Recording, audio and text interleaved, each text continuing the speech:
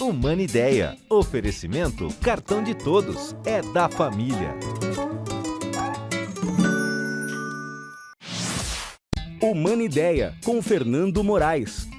Olá, seja muito bem-vindo, bem-vinda ao nosso Humana Ideia, o humano fazendo a diferença aqui na Band+. E como sempre, né, gente, o humano no protagon grego, aquele que não esmorece diante das adversidades, sendo protagonista da vida, do tempo e das coisas. E hoje, uma convidada muito especial, com uma pauta muito especial. Estou aqui com ela, ó, Leila Santos. Leila, seja muito bem-vindo à Humana Ideia. Obrigada, é um prazer estar aqui contigo hoje, Fernando, e com todos que estão nos acompanhando. Eu tenho certeza que vocês vão adorar essa conversa com a Leila. A Leila que é coaching, ela também é palestrante, faz formação na área de comportamento humano, tem um trabalho lindo, uma experiência, né, Leila, na área corporativa de mais de 20 anos. Uhum. E para começar aqui a nossa prosa, nunca foi tão importante nas relações de trabalho falar sobre o humano. Esse resgate do humano em nós, né? Uhum. Até porque a própria experiência, e vou falar isso não talvez com tantos dados, viu, Leila? E você que é uma profissional da área pode me corrigir e deve corrigir, mas vou falar mais empiricamente, talvez esses modelos do passado, onde essa coisa da liderança, eu mando, você faz, meta, objetivo, todo mundo correndo atrás, criou-se uma sensação de despertencimento, é isso, né? E nunca foi tão importante resgatar essa coisa do humano, por trás desse ofício, por trás desse cargo, por trás dessa função. E é um pouco do que você faz, né? Exatamente. De humanizar as relações de trabalho, né, Leila? Exatamente. A gente vive um momento de transição entre a liderança por comando e controle, sim, que foi necessário no passado, sim, para uma liderança mais humanizada. Perfeito. E o que significa isso? Não significa ser paternalista, não. Significa você colocar o ser humano no centro da sua operação, no sentido de entender como que funciona o comportamento humano, inclusive como funciona o cérebro humano, perfeito, com base na neurociência. Neurociência, sim. Para poder você realmente extrair o melhor das pessoas. Sim, sim. Então, quando você entende qual é a melhor abordagem, aquilo que coloca a pessoa no seu potencial máximo, é tudo que a empresa quer. Lógico, né? Lógico. Isso, e como eu disse, né, não quero ser redundante, mas talvez nunca foi tão importante essa pauta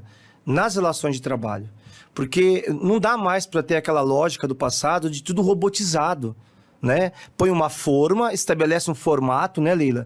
E quem não se enquadrar tá fora. Uhum. E as empresas têm compreendido, e você pode nos explicar melhor sobre isso, né? Se isso é verdade ou não, compreendido que quando a gente entra nessa diversidade, há tanta riqueza, há tanta beleza, há tanto potencial para ser trabalhado, que beneficia muito mais a empresa do que ficar nesses modelos aí do passado, todo estereotipado, né, Leila? Exato. Porque, assim, é uma tendência nossa querer ter pessoas iguais, sim, ao redor.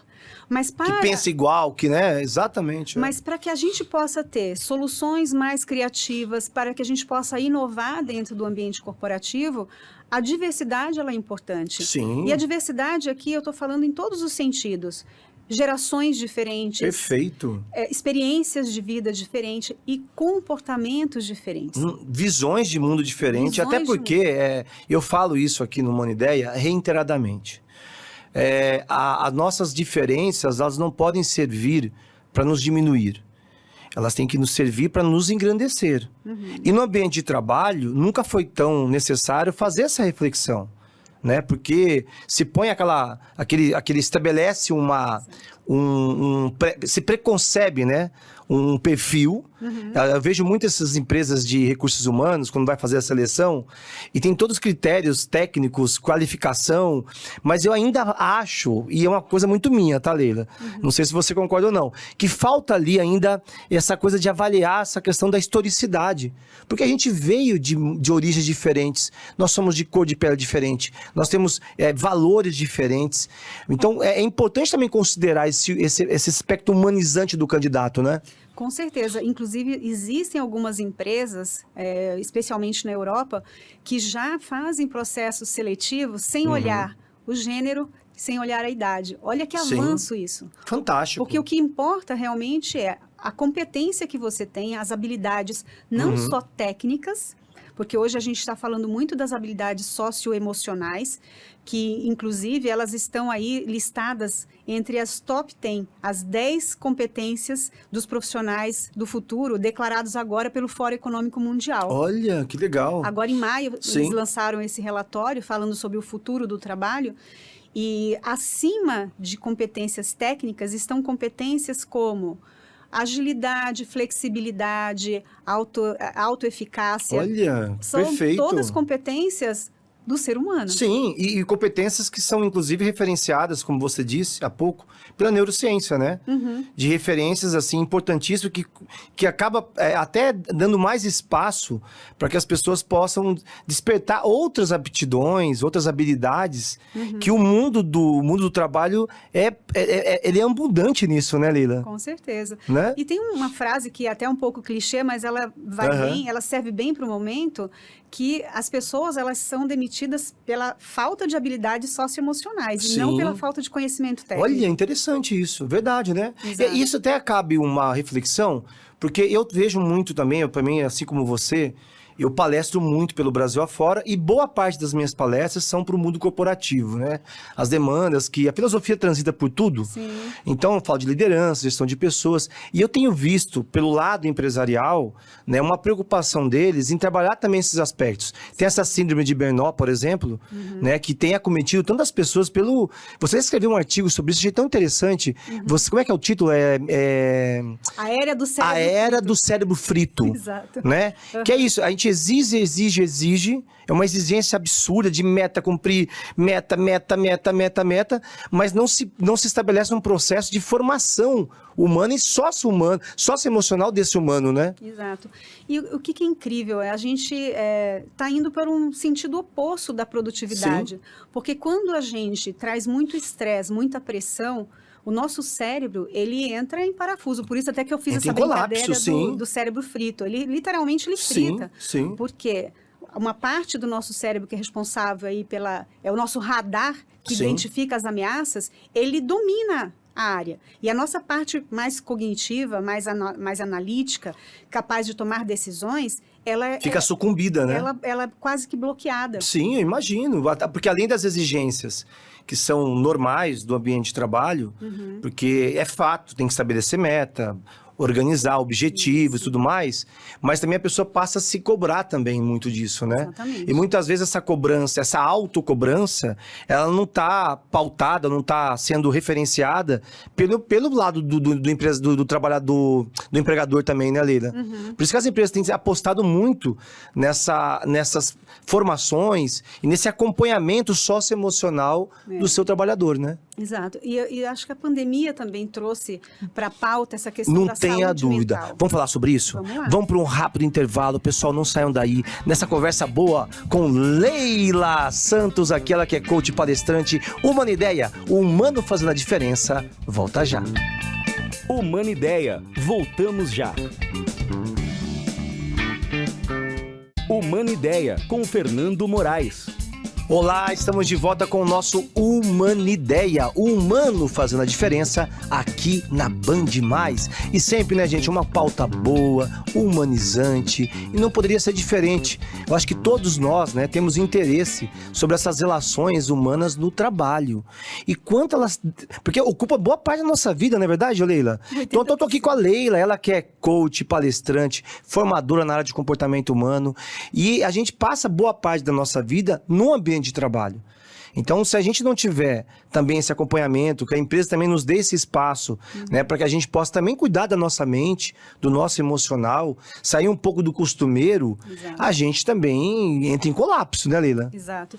E é importante que a saúde mental, ela tenha ganhado esse espaço de importância. Sim, Porque sim. antes, qualquer assunto relacionado à saúde mental era mimimi, Verdade. era fraqueza. Fraqueza, né? sim. Agora, Esse ambiente corporativo ainda tem muita essa coisa tóxica, né? Tem. Da liderança tóxica que, tá fazendo corpo mole, é muito mimimi, de não compreender que não somos máquinas. Exato. Tem um humano por trás daquela atividade, né, ô Leila?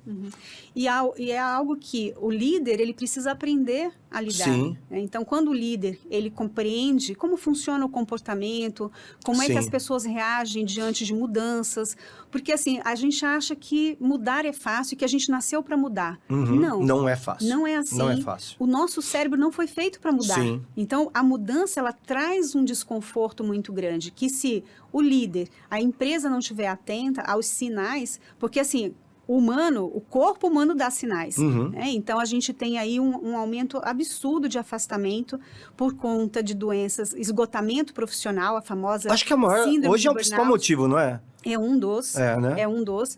Agora, isso se tornou tão importante que a OMS declarou o burnout agora como uma doença ocupacional. Sim. Ou seja, existe um CID lá, né, um CID, código de doença sim. para burnout. Então, a gente tem aí alguns elementos importantes que a empresa precisa monitorar. Como é que está a pesquisa de clima? Como é que está o afastamento por burnout?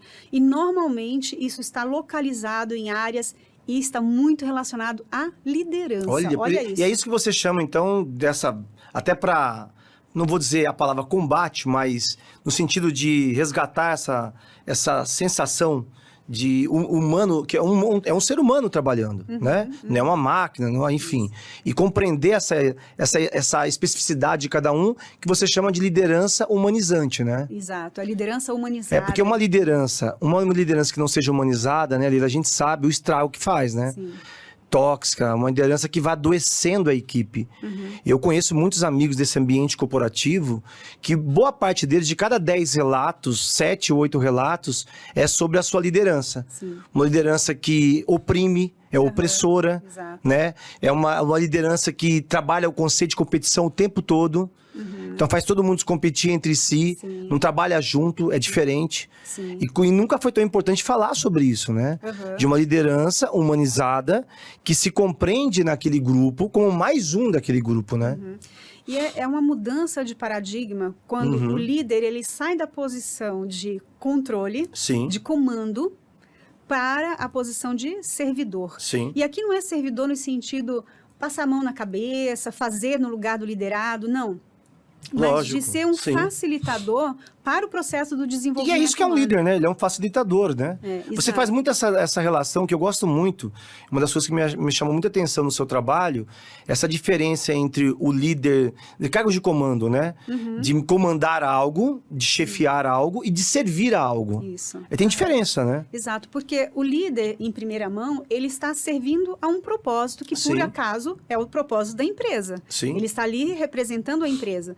A capacidade que ele tem de engajar o time, as pessoas, em torno desse propósito, é uma das chaves de sucesso para o líder que quer fazer a liderança humanizada. Estamos aqui todos por um propósito. Perfeito. O seu como é diferente do meu. Sim. Sim. Talvez a forma como o liderado está fazendo não é a mais adequada, digamos, mas está aí a habilidade do líder, desenvolver pessoas. Tá? Então, Sim. você hoje em dia não pode assumir o papel de ser um líder apenas pelo cargo. Você tem que assumir aquela posição de uma pessoa capaz de desenvolver outras pessoas. Perfeito, Esse perfeito. é o grande É o que se objetivo. chamava no passado, né, de um agente multiplicador, mas não é de multiplicar jeitos e formas, não é isso. Não. É de encontrar também nessas pessoas as suas especificidades. Nós somos diferentes, né, Leila? Exato. Nós pensamos diferente, nós temos visões, como nós falamos no primeiro bloco, visões de mundos diferentes, crenças diferentes. Agora, quando você vai para um ambiente corporativo, geralmente parece que você tem que entrar numa forma. E aquilo ali, lógico que é compreensível. A empresa tem lá os seus valores, a empresa tem sua missão, a sua estratégia, não tem a sua visão estratégica. Não há nenhum problema disso. Mas isso não pode servir também como uma anulação das identidades, né? De jeito nenhum, pelo contrário. Sim. Hoje a gente fala muito de inovação. E a inovação está na pauta de várias empresas. Na prática, muitas estão ainda muito distante desse cenário de inovação. Por quê? Ainda existe a cultura do erro. Sim. Errar não pode. Não pode tem errar, que ser né? punido. Então, a empresa que ainda não está aberta a lidar com o erro como uma forma de aprendizado, ou que não cria um espaço seguro, e aí vem um termo também muito utilizado hoje, que é a segurança psicológica. Sim. E o que isso quer dizer? Que as pessoas, elas têm um espaço seguro para ser quem elas são, para que elas possam falar das suas ideias sem medo de serem julgados ou punidos. Sim. Isso quer dizer que vamos liberar o erro? Não, não é isso. Não, mas de forma assim, alguma. empresas grandes como Sim. o Google, a Apple, as pessoas elas têm um espaço para testar coisas, para errar, sem medo de serem punidas. Lógico. E é por isso que elas avançam. Não tenha dúvida, discutir suas ideias, né? Por isso que eu não gosto, talvez, assim, não é que eu não gosto, tá? Eu acho que a gente tem uma tendência a querer sempre dar uma americanizada nos nossos conceitos de gestão. Outro dia eu fui numa empresa, eu fiquei 10 minutos numa reunião, não entendia nada que aquele povo falava, parece que eles têm uma linguagem própria, né? De cada 10 termos, 9 era inglês, enfim. Não que não compreendo o termo em si, mas vamos aportuguesar, né? Vamos falar que tem algumas ferramentas, desde de Philip Kotler, Drucker, que trouxe para a administração, que são importantes. Por exemplo, uma delas, que é o feedback. Mas vamos falar sobre o retorno, de dar retorno para o seu trabalhador, né? Uhum. As pessoas precisam saber se elas estão errando, se elas estão no caminho certo, o que elas podem melhorar. E tem muitas vezes a liderança não faz isso, né, Leila? Não. Aliás, isso E vira uma bola de neve, né? Vira. Quando eu trabalho fazendo ali o coaching individual, uma das primeiras coisas que eu sondo, faço um diagnóstico, Sim. é como é que a pessoa está empregando o tempo dela, a energia dela. Sim. E aí quando você vê assim, eu não tenho tempo para as pessoas. Essa é uma fala que vem muito. A fala de Sim, líderes. sim. Sejam líderes de primeira linha como diretores. Sim. Não tenho tempo. E aí eu pergunto, eu falei assim, mas pessoas deveriam estar na sua pauta... Prioridade, né? Prioritária, Sim. é estratégico. Perfeito. Vamos deixar esse suspense, então, falando em tempo, pra gente ir para um rápido intervalo. Gente, com Leila Santos, essa conversa boa. Humanideia, volta já. Humanideia, voltamos já. Humanideia, com Fernando Moraes. Olá, estamos de volta com o nosso Humanideia, o humano fazendo a diferença aqui na tela da Band, com essa conversa boa, gente, com Leila Santos. Ela que é coach, palestrante, uma experiência incrível na área corporativa e hoje ajuda outras pessoas, né? Outras pessoas que também estão em situação aí de formação de liderança, do autorreconhecimento, autoconhecimento. Então a gente falava no bloco anterior, Leila, de um tema muito especial, sobre essa coisa que as pessoas não dão o retorno, não dão o feedback para os seus liderados. E você dizia que tem líder que acha que ele usa uma frase que é absurda, mas eu não tenho tempo de fazer isso. Se as pessoas, o melhor tempo investido são as pessoas, né? Exatamente. E isso tem a ver com uma visão errada, né, do que é importante para a liderança. Sim. Então, eu gosto sempre de citar o Rancharan, que Rancharan é maravilhoso. que é o Rancharan, autor do sim. livro Pipeline da Liderança, Sim. e ele coloca essa parte de pessoas aí realmente como na lista de prioridade Sim. do líder, que assume a posição de gerir não só o resultado, mas gerir um time, gerir uma equipe. Lógico. Sim, Então, perfeito. ter tempo para as pessoas significa que você tenha na sua agenda regular momentos dedicados a conversar individualmente com as pessoas. Não só aquelas conversas em grupo, em time, mas individualmente. Porque se você não se responsabiliza pelo desenvolvimento de cada liderado, você vai ficar sempre botando a mão na massa. Lógico. Ao invés de sim. estar... Então, quando você pergunta para alguém e fala assim, olha... o quanto você tem pensado sobre os próximos 3 anos, os próximos 5 anos? Aonde a sua área vai estar daqui a 5 anos? Ponto de interrogação. Sim, Não sim. tenho tempo de pensar no futuro, porque tem muita coisa para resolver agora. E esse imediatismo devora a visão de futuro, né? Exatamente. Por isso que existe, é fato, eu vejo pela Associação de Recursos Humanos, a Associação Brasileira de Recursos Humanos. Eu leio muitos artigos deles, acho super interessante, né? Porque é um retrato também, porque o mundo do trabalho, como eu disse, é onde a gente fica 1/3 da nossa vida, né? Exato. Você passa o dia inteiro no ambiente de trabalho, né? Então, ali que tá as relações. Lógico que você não pode ser 2 pessoas. Eu acho que isso é balela. Tem gente que fala assim, eu sou de um jeito no meu trabalho e sou de um jeito aqui na minha vida pessoal. Então, você tem algum problema. Em algum lugar você está fingindo. Tá fingindo, em algum lugar você tá mentindo, né? Exato. Mas assim, é importante a gente revisitar isso, porque essa questão do humano, né, como peça de atenção, como é Carl Rogers, uma abordagem centrada no humano, isso revela, né, para as grandes corporações resultados grandiosos, né, Leila? Quando a empresa consegue enxergar isso, Exato. né? De entender que o seu trabalhador, o aspecto humano por trás daquele ofício, daquela função, tem muito valor, não é verdade? Mas sabe por que as pessoas evitam esse contato? Porque elas não estão preparadas. É. Elas têm medo. E tem gente também que, eu tô falando de um lado só, mas também tem um outro lado. Tem muitas pessoas, liderados, que têm dificuldade de aceitar o feedback também, né? Aceitam mais como uma crítica, né? E ficam se comparando com o outro. Não é verdade isso? É porque é o seguinte, o feedback ali, o retorno, ele não está normalizado dentro da organização. Tem que ser uma cultura, né? Tem muitas empresas que têm o dia do feedback que acontece às vésperas da avaliação de desempenho. Então, só ali o líder senta com o seu liderado para falar do ano inteiro. Tá errado isso. Não pode. O feedback, ele tem que ser uma coisa contínuo, constante. Né? Sim. Então, eu não posso ter medo do feedback, porque eu preciso enxergar que é uma ferramenta de desenvolvimento. É verdade. Agora, existem pessoas que não sabem dar? Existem. E que, às vezes, fazem de uma forma errada e o caldo entorna? Sim. Existe, e tem metodologia também para isso, né? Sim. Não é chegar lá e falar, ó, você é isso, você é aquilo, você não faz isso, não faz aquilo. Não é isso, né?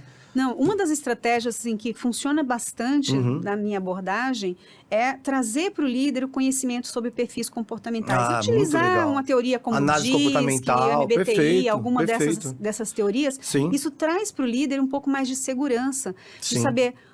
essa pessoa, ela tem um perfil um pouco mais dinâmico, um pouco mais influente, então... Mais introspectivo, pode, né? Sim. Eu tenho que mudar minha abordagem. Perfeito. Ô, Leila, eu queria ficar muito mais com você aqui. Mas o nosso tempo aqui, ele já tá indo, nós estamos indo pro final do programa. Vamos falar um pouquinho de etarismo? Vamos lá. Porque eu sei que é uma área que você tem trabalhado, até feito algumas observações, né, com relação a isso no mundo do trabalho. Você escreve artigos sobre isso. O etarismo também é um grande desafio nas empresas, né? Sim. Essa negação, né, da idade mesmo, né? Parece que vai fechando portas, as pessoas vão ficando mais preocupadas. Todo dia um amigo falava assim, Fernando, eu tô com 60 anos, já não tenho... parece que o mercado de trabalho, ele se encolheu para mim. Como é que você vê isso? Não, o que ele sente é reflexo realmente da realidade. Primeiro, o que é o etarismo, né? O etarismo é qualquer tipo de preconceito, discriminação em função da idade. Sim. Óbvio que o idadismo, né? Óbvio que as pessoas com mais idade, mais velhas, elas têm aí, elas sofrem bastante, né? Em relação à discriminação, à falta de oportunidades. E o etarismo, ele está enraizado, seja na publicação de uma vaga que limita a idade, seja numa fala boba nossa do dia a dia. Perfeito. Por exemplo, nossa, você está muito conservado. Essas falas são péssimas. Isso nossa, você não aparenta a idade que tem. Nossa, você não está muito velho para usar esse tipo de roupa.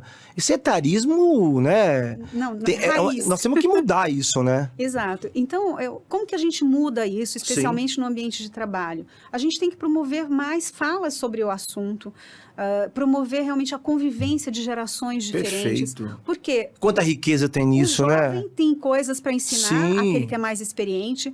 Não e assim, tenha dúvida. Existem empresas aproveitando isso, eu acho isso muito bacana. Por exemplo, os mais velhos ou os mais experientes, tempo de casa, de vida, eles podem mentorar os mais jovens. Maravilhoso. Assim como, que a gente acha que não é possível, mas os mais novos mentorando. Mas também as pessoas estão ficando mais velhas, tem muito mais a ver também de elas também sempre estar se atualizando, né? Exato. Tem gente que usa também a idade para estacionar. Eu não tenho mais tempo para isso. Outro dia um colega meu falou, eu não quero mais ficar mexendo nesse negócio eu não sou dessa era de tecnologia. Eu falei, meu amigo, você tá vivo. A sua era é essa. Não é verdade, Leila? Exatamente. Então se aperfeiçoar também, né? Exatamente. Inclusive, uma das competências que está lá entre as top 10, né, declaradas aí pelo Fórum Econômico Mundial, são as competências pro profissional até 2027, tem uma lá que fala sobre aprendizado contínuo, né? E significa o quê? Eu não posso parar no tempo. Eu tenho que ser curioso. Exatamente. E sabe qual é a primeira competência? É o pensamento crítico e pensamento criativo. Olha, que bacana isso. Isso não tem nada a ver com tecnologia. E não tem idade para isso, né? Não tem idade para Cora isso. Coralina foi escrever seu primeiro livro com mais de 80 anos de idade. Que coisa linda, né? Exato. E quantas pessoas na história do mundo, né? Presidentes americanos que foram presidentes, né? Já com mais de 80 anos. E é sempre tempo de criar, de aprender e de despertar, né, Leila? Deixa aqui uma mensagem, nós estamos nos segundos finais. Queria tanto ficar com você mais aqui, tanto conteúdo. Mas você volta, né? Com certeza. Pra gente falar mais de etarismo. Vamos fazer uma pauta só sobre etarismo? Vamos lá. Então vou te esperar aqui, vou convidar, hein? Quero que você venha. Por favor. Ó, o princípio básico a gente tem sempre que acreditar que a gente pode ser aquilo que a gente quiser. Verdade. A nossa curiosidade não pode envelhecer. A gente tem sempre que resgatar essa criança interessada, curiosa. Verdade. E construir o futuro que a gente quer. Que lindo isso. Adorei. Obrigado, viu, Leila? Esse é o pessoal, humanos como a Leila, que nos faz esperançar, né, gente? O Léo Buscaglia é um grande humanista americano, que já não está mais nesse tempo, e tem uma frase tão linda. Ele diz assim que a velhice não é nada mais, nada menos que o processo da infância inocente para a infância sofisticada. Lindo. Bonito isso, né? Esse é o pessoal, Humana Ideia, o humano fazendo a diferença aqui na tela da Band, todo domingo, 8 horas da manhã. Espero vocês para que a gente possa sempre esperançar dias melhores.